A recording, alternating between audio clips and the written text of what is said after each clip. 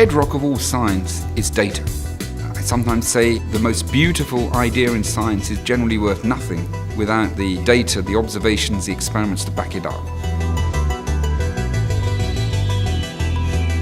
Having a journal where you could submit a paper, have it properly reviewed, and then there was a record of what you had done, really clarified how science works. This is one of the most significant steps in the history of all of science.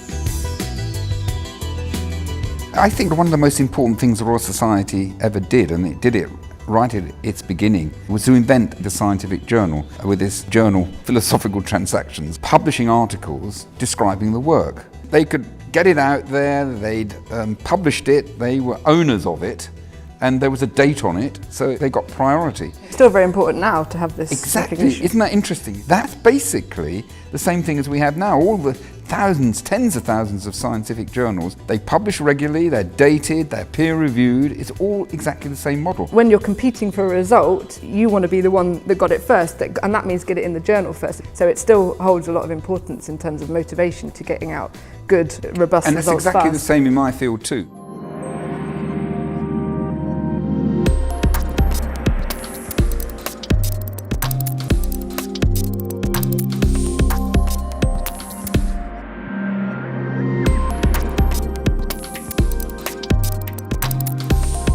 Could we do this with WW, with looking at the jets?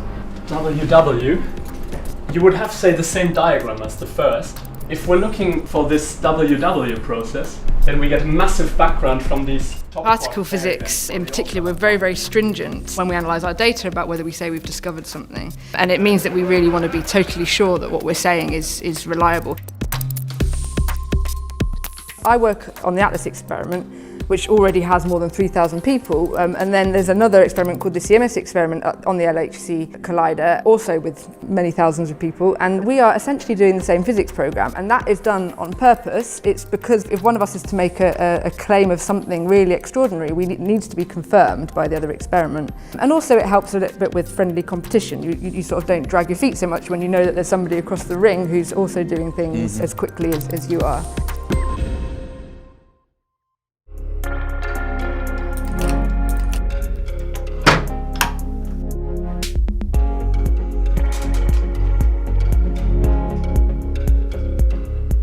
So Emily, this is the minutes of the Council of the Royal Society recording when Philosophical Transactions was established. So ordered that the Philosophical Transactions, that's the journal, to be composed by Mr. Oldenburg. The Secretary of the Royal Society, Henry Oldenburg, played a key role.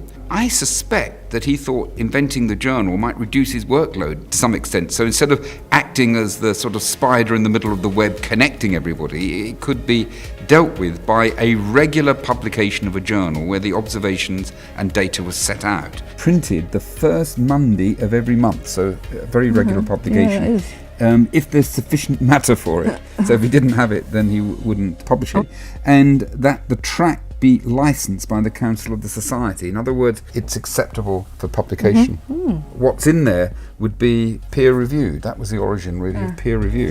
What peer review can do is just eliminate the rubbish. But if you're going for a high-profile journal, then a peer reviewer will be making judgments as to how interesting it is, and sometimes they don't see that it's interesting, even if the science is quite good. So the fact we've got a range of journals does mean that research does get out there eventually, as long as it's sound.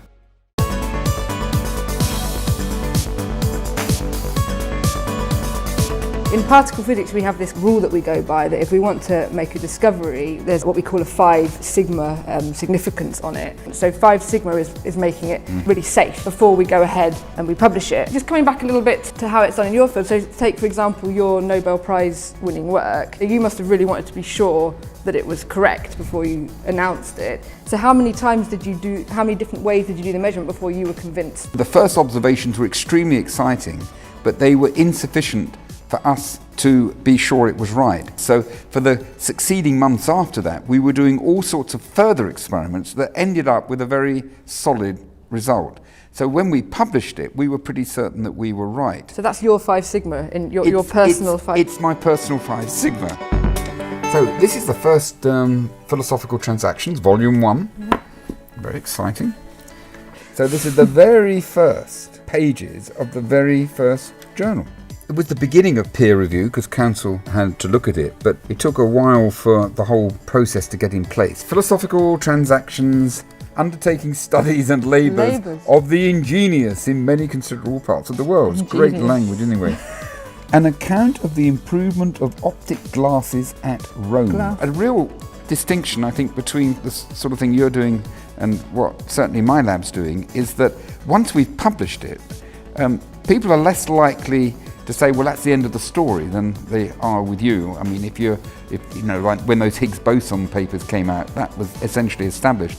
In our case, we'll do everything we can within the lab, then other people will take that idea and test it and poke it and do other sorts of experiments in their system, approach it in a different way. So the peer reviewing occurs continuously after publication, perhaps in a more extended way than maybe in your field. We're going through a revolution now in how we publish, and we will see different ways of publishing and open access and electronic publishing, and all of these things are interesting and will change the way that we do things, but fundamentally it's based on the principles that we use to establish Philosophical Transactions, the journal invented by the Royal Society in 1665.